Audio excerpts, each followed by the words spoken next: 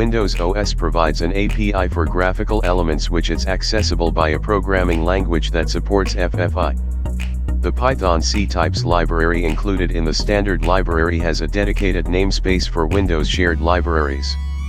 Windows User 32 DLL can be called for displaying a simple message box. The function Unicode version is exported with a W appended to the name, while the ANSI version terminates with an A.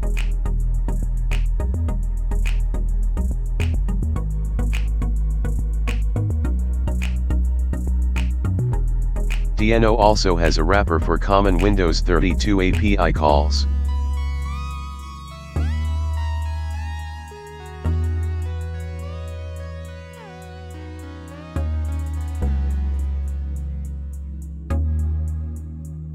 V programming language can also call Windows's native modal dialog box. The message box dialog can be accessed with the C prefix after it has been redeclared.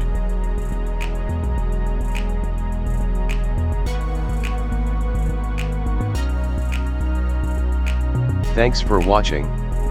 Don't forget to subscribe. Check out the description for more information.